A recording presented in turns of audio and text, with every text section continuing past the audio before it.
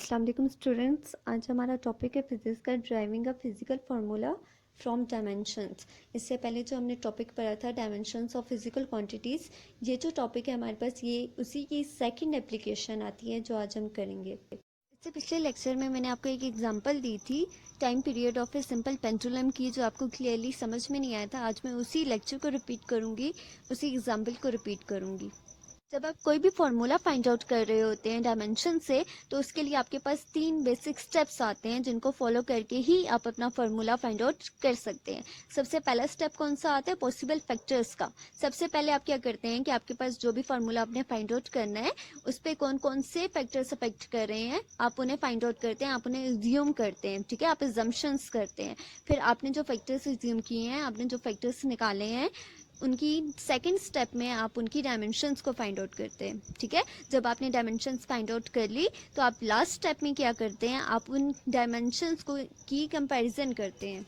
अब हमने जो एग्जांपल ली थी वो time period of a simple pendulum की ली थी। ठीक है, हमने फाइंड आउट करना है, टाइम पीरियड फाइंड आउट करना है सिंपल पेंडुलम का। उसके लिए हम क्या करेंगे? हम अपने जो स्टेप्स फॉलो करेंगे। सबसे पहला स्टेप क्या होगा? हमने क्या फाइंड आउट करना है? सबसे पहले पॉसिबल फैक्टर्स को। ठीक है, हमने एज्यूम करना है कि आपका जो टाइम पीरियड है, सिंपल पेंडुलम का जो टाइम पीरियड है, उस पर कौन कौन से फैक्टर अफेक्ट कर रहे हैं उसके टाइम पीरियड पे। सही।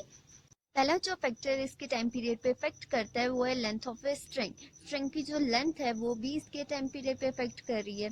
ठीक है, अगर लेंथ ऑफ ए स्ट्रिंग इसके टाइम पीरियड पे इफेक्ट कर रही है तो हो सकता है मैस ऑफ ए बॉब भी इसके टाइम पीरियड पे इफेक्ट करता हो। ठीक है, अब ये जो मैस ऑफ ए बॉब है, हमने जस्ट एज्यूम किया है, हमने जस्ट एजम्पशंस की हैं कि हो सकता है मैस उसके टाइम पीरियड पे इफेक्ट करता होगा। ठीक है, हमने जस्ट ये एज्यूम किया कि आइदर अगर उसका मैस ज़्यादा है तो वो जो टाइम ले रहा है टू एंड फ्रो मोशन में वो ज़्यादा लेता होगा, अगर उसका मैस कम है तो वो कम टाइम लेता होगा अपनी टू एंड फ्रो मोशन में। तो हमने ये जस्ट एज्यूम किया, हमने जस्ट एजम्पशंस किए, हमें कुछ भी कंफर्म पता नहीं है अभी। ठीक है, अब ये जो चीज़ें हैं ये हम फाइंड आउट किससे करेंगे? ये जब हम डायमेंशन से इसको फाइंड आउट करेंगे तभी हमें पता चलेगा कि आइदर मैस इसके टाइम पीरियड पे इफेक्ट करता है कि नहीं, आइदर लेंथ इसके टाइम पीरियड पे इफेक्ट करती है कि नहीं। ठीक है, हमने जस्ट अभी अपनी एजम्पशंस दी हैं, हमने अपने ब्रेन से खुद से सोच के बोला है कि हो सकता है कि ऐसा होता होगा। नेक्स्ट जो फैक्टर इफेक्ट करता है इसके टाइम पीरियड पे, दैट इज ग्रेविटेशनल एक्सेलरेशन। अब ये जो बॉब है, बॉब का मैस है, मैस आपके पास क्या वेट है? वेट आपके पास किसकी इक्वल होता है? mg के, मैस इनटू ग्रेविटी। ठीक है, ग्रेविटी इस पे एक्ट करी है, ग्रेविटेशनल फोर्स एक्ट करी है, acceleration due to gravity act करी है, तो ये भी इसके टाइम पीरियड पे इफेक्ट करेगी। ठीक है, अब हमने क्या एज्यूम किया कि ग्रेविटेशनल एक्सेलरेशन भी इसके टाइम पीरियड पे इफेक्ट करती है। ठीक है, नेक्स्ट जो फैक्टर इफेक्ट कर रहा था इसके टाइम पीरियड पे, दैट इज एंगुलर डिस्प्लेसमेंट। अब ये जो बॉब था, बॉब पे क्या था? ग्रेविटी एक्ट करी थी, ग्रेविटेशनल एक्सेलरेशन एक्ट करी थी। अगर ये ग्रेविटी इसको नीचे की तरफ खींच रही थी तो एक फोर्स इसे ऊपर की तरफ मूव करा रही थी। तो यहाँ पे जो हमारे पास एंगुलर डिस्प्लेसमेंट बन रही है उसको हमने किससे डिनोट किया? एंगल थीटा से। अब फर्स्ट स्टेप तो हमने कंप्लीट कर दिया है। फर्स्ट स्टेप क्या था हमारे पास? पॉसिबल फैक्टर्स फाइंड आउट करने का। पॉसिबल फैक्टर्स हमने फाइंड आउट कर लिए। अब हमने नेक्स्ट स्टेप में क्या करना है? हमने डायमेंशंस फाइंड आउट करनी है। ठीक है, हमने फर्स्ट स्टेप में जो पॉसिबल फैक्टर्स फाइंड आउट किए थे, हमने अब उनकी डायमेंशंस फाइंड आउट करनी है। सही। अब यहाँ पे हमारे पास डायमेंशंस क्या क्या आती हैं? सबसे पहले तो हमारे पास टाइम पीरियड टी है। ठीक है, टाइम पीरियड टी है, तो टाइम की डायमेंशन आपके पास क्या है? सिंपल टी, क्योंकि टाइम तो आपके पास बेस क्वांटिटी है। ठीक है, नेक्स्ट आपके पास क्या आती है? Length of string. लेंथ की डायमेंशन भी आपके पास सिंपल एल आएगी, जस्ट बिकॉज ये भी आपके पास बेस क्वांटिटी है। Similarly mass of A Bob, mass of A Bob में आपके पास मैस की जो डायमेंशन आएगी वो क्या आएगी? वो भी एम आएगी, क्योंकि मैस भी आपके पास क्या है? बेस क्वांटिटी है। नेक्स्ट हमारे पास आती है ग्रेविटेशनल एक्सेलरेशन। अब एक्सेलरेशन ग्रेविटेशनल हो या सिंपल हो तो आपके पास उसका फॉर्मूला क्या आएगा? वेलोसिटी ओवर टाइम ही आएगा। वेलोसिटी आपके पास क्या? Rate of change of displacement, S over T. वहाँ से जब आप उसके डायमेंशंस निकालेंगे तो आपके पास L T inverse over time आएगा। टाइम की डायमेंशन तो सिंपल बेस क्वांटिटी है तो आपके पास सिंपल टी आएगा। तो ये वाला जो टी है, टाइम वाला जो टी है, ये जब इन्वर्स हो जाएगा तो आपके पास जो फार्मूला बनेगा ग्रेविटेशनल एक्सेलरेशन का, that is L T inverse, sorry L T minus 2 हो जाएगा। ठीक है, अब सबसे लास्ट क्वांटिटी हमारे पास कौन सी आती है, एंगुलर डिस्प्लेसमेंट। अब इसकी डायमेंशन क्या होती है, मोस्टली जगहों पे हम इसको डायमेंशन लेस लेते हैं, हम कहते हैं कि इसकी कोई डायमेंशन नहीं होती है, एंगल है इसलिए इसकी कोई डायमेंशन नहीं है, ये डायमेंशन लेस है। बट अगर हम इसकी डायमेंशन फाइंड आउट करें तो इसकी डायमेंशन क्या आएगी, इसके फॉर्मूले से, इसका फॉर्मूला क्या आता है हमारे पास, arc length over radius. Arc length भी एक लेंथ है, रेडियस भी एक लेंथ है, तो इसकी डायमेंशन क्या बन जाएगी हमारे पास, लेंथ ओवर लेंथ। ठीक है, आपके पास लेंथ की डायमेंशन एल है, नीचे भी लेंथ की डायमेंशन एल है, तो आपके पास नीचे वाला लेंथ जब इन्वर्स हो जाएगा तो आपके पास क्या आ जाएगा, एल एल इन्वर्स। ठीक है, अब यहाँ पे हम एल को एल से नहीं काटेंगे बिकॉज हम तो फार्मूला फाइंड आउट करें, जब हम कटिंग कर देंगे तो हम फार्मूला कैसे फाइंड आउट करेंगे, इसलिए हम यहाँ पे कोई भी कटिंग नहीं कर रहे। अब हमने क्या किया कि हमारे पास जो टाइम पीरियड है वो किसके प्रोपोर्शनल है, लेंथ की भी है, मास की भी है, एक्सेलरेशन ड्यू टू ग्रेविटी की भी है और एंगुलर डिस्प्लेसमेंट के भी प्रोपोर्शनल है। अब हमने ये भी एज्यूम किया है कि हमारे पास ये जो टाइम पीरियड है इन सब के डायरेक्टली प्रोपोर्शनल है, इन्वर्सली भी तो हो सकता है, लेकिन हमने एज्यूम किया है कि ये इन सब क्वांटिटीज़ के डायरेक्टली प्रोपोर्शनल है। ठीक है, अब हर फॉर्मूला में कोई ना कोई पावर्स भी तो होती हैं, जैसे F equals to M A square है, ए की पावर क्या आती है, स्क्वायर आती है, तो हमने यहाँ पे ये भी एज्यूम कर लिया है कि इनकी जो पावर्स हैं, लेट्स सपोज लेंथ की ए है, मास की बी है और ग्रेविटेशनल एक्सेलरेशन की सी है। ठीक है, अब यहाँ पे हमने नेक्स्ट क्या किया है कि हमने प्रोपोर्शनलिटी के साइन को कांस्टेंट से चेंज कर दिया, हमारे पास कांस्टेंट के आ गया है। ठीक है, अभी जो मैंने आपको पहले लेक्चर दिया था जिसमें मैंने आपसे कहा था कि डायमेंशंस जो है वो हमें कांस्टेंट की वैल्यू नहीं देती। ठीक है, अगर आप इधर कांस्टेंट की वैल्यू लिख भी लेते हैं तो वो आपको डायमेंशन से नहीं मिलती है। अब यहाँ पे जो के आपने लिखा है, यहाँ पे लेट्स सपोज आपने जो के लिखा है डायमेंशंस की वैल्यू, सॉरी कांस्टेंट की वैल्यू, तो ये आपको डायमेंशन से तो नहीं मिली है, ये तो आपने एज्यूम की है। अब यहाँ पे देखिए, आपने जो मुझे बुक की पिक्चर भेजी थी जिस बुक की, वहाँ पे आपको कांस्टेंट की वैल्यू 2 पाई दी हुई है। ठीक है, बट आप उसको पूरी उसकी जो डेरिवेशन है उसको देखें तो वहाँ पे कहीं भी कांस्टेंट की वैल्यू को फाइंड आउट नहीं किया गया। ठीक है, सो ये जो आपको कांस्टेंट की वैल्यू दी गई है वो डायमेंशन से फाइंड आउट नहीं हुई है। ठीक है, वो किसी भी और मेथड से फाइंड आउट हो सकती है, वो किसी भी और फॉर्मूले से फाइंड आउट हो सकती है, वो किसी भी और एक्सपेरिमेंट से फाइंड आउट हो सकती है, लेकिन डायमेंशन से नहीं हो सकती। अब नेक्स्ट स्टेप में हमने क्या करना है कि हमारे पास जो क्वेश्चन बनी थी उसमें हमने डायमेंशंस की वैल्यू को पुट करना है।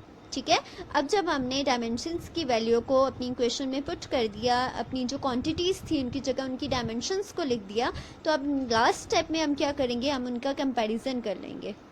अब हम क्या करेंगे कि हमारे पास ये जो टाइम पीरियड आता है, टाइम पीरियड की पावर 1 है, तो यहाँ पे हमारे पास लेंथ भी 0 और मास भी 0, विच मीन्स कि लेंथ और मास तो हमारे पास लेफ्ट हैंड साइड पे एग्जिस्ट ही नहीं करते हैं। सही, राइट हैंड साइड में हमारे पास लेंथ की पावर a है, मास की पावर b है, और हमारे पास ग्रेविटेशनल एक्सेलरेशन में लेंथ की पावर c है और t की पावर -2c आती है। c को जब हम अंदर मल्टीप्लाई करेंगे ब्रैकेट के अंदर तो हमारे पास l की पावर c हो जाएगी और t की पावर -2c हो जाएगी। ठीक है, अब हमने क्या करना है कि यहाँ पे हमारे पास जो एंगुलर डिस्प्लेसमेंट थी वो तो 0 होगी।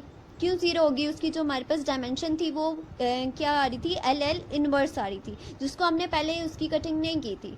अब अगर हम उसको काट भी देते हैं या उसको साथ लेकर चलते हैं तब भी आंसर जो होगा हमारे पास सेम आएगा। ठीक है, हमने क्या किया, हमने यहाँ पे उसे पहले ही स्किप कर दिया, जो एंगुलर डिस्प्लेसमेंट थी वो तो पहले से ही 0 होगी।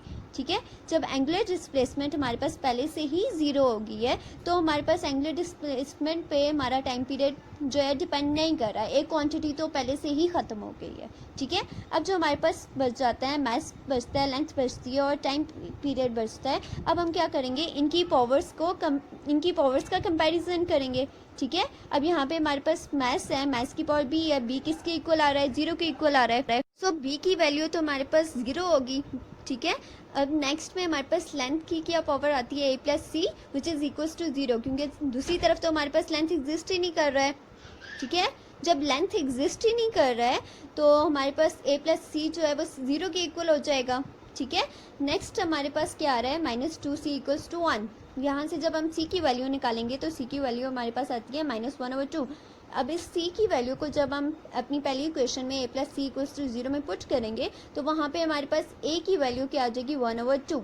ठीक है, अब यहाँ पे हमारे पास पावर्स की वैल्यू तो हमें मिल गई। अब हमने क्या करना है कि इन पावर्स की जो वैल्यू है इनको अपनी इस इक्वेशन में पुट करना है। ठीक है, जो इक्वेशन हमारे पास बनी थी उसमें जब हम पुट करेंगे तो हमारे पास लेंथ 1/2 के इक्वल है, मास हमारे पास 0 के इक्वल है और g हमारे पास किसके इक्वल आता है, -1/2 2। अब यहाँ पे देखिए, यहाँ पे हमारे पास मैस b 0 के इक्वल आ गया है, ठीक है।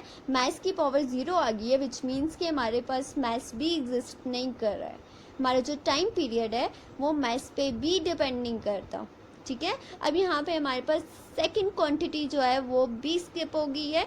तो पहले हमारे पास कौन सी क्वांटिटी स्किप हुई थी, एंगुलर डिस्प्लेसमेंट की। अब हमारे पास कौन सी क्वांटिटी स्किप हुई है, मैस की, विच मीन्स कि हमारा टाइम पीरियड ना तो मैस पे डिपेंड कर रहा है और ना ही एंगुलर डिस्प्लेसमेंट पे डिपेंड कर रहा है, ठीक है।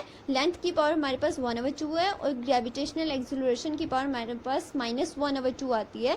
तो -1/2 है तो वो तो नीचे चला जाएगा, ठीक है। तो L/G हमारे पास आ जाएगा। अब जब इनकी पावर हमारे पास 1/2 है तो विच मीन्स कि हमारे पास जो 1/2 है वो किसके इक्वल होता है, स्क्वायर रूट के इक्वल होता है। तो हम उनकी जगह उसकी पावर की जगह स्क्वायर रूट b डाल सकते हैं, ठीक है। तो हमारे पास जो क्वेश्चन बनेगी क्या बनेगी, t = k L/G। अब k जो है हमारे पास क्या है, वो कांस्टेंट है। कांस्टेंट की वैल्यू हमें यहाँ से नहीं मिली, हमें डायमेंशन से नहीं मिली है, ठीक है। सो हमारा जो टाइम पीरियड है वो किस पे डिपेंड कर रहा है, लेंथ पे डिपेंड कर रहा है और ग्रेविटेशनल एक्सिलरेशन पे डिपेंड कर रहा है। अब हमारा जो टाइम पीरियड है वो लेंथ के डायरेक्टली प्रोपोर्शनल है और ग्रेविटेशनल एक्सिलरेशन के इन्वर्सली प्रोपोर्शनल आता है। हमने डायमेंशन से अपना फार्मूला तो फाइंड आउट कर लिया है, लेकिन स्टिल हमें नहीं पता कि हमारे पास कांस्टेंट क्या है, कांस्टेंट की वैल्यू क्या है। कांस्टेंट की कोई भी इंफॉर्मेशन हमें डायमेंशन से नहीं मिली है, ठीक है। सो हमने डायमेंशन से time period of a simple pendulum का फार्मूला फाइंड आउट कर लिया। लेंथ जो है हमारे पास टाइम पीरियड के डायरेक्टली प्रोपोर्शनल है और ग्रेविटेशनल एक्सिलरेशन टाइम पीरियड के इनवर्सली प्रोपोर्शनल आती है। लेकिन डायमेंशन हमें कांस्टेंट के बारे में कोई भी इंफॉर्मेशन नहीं देता। अगर हम के लिखते हैं या 2π उसकी वैल्यू लिखते भी हैं तो हमें वो किसी और मेथड से मिली होगी, लेकिन डायमेंशन से नहीं मिलती।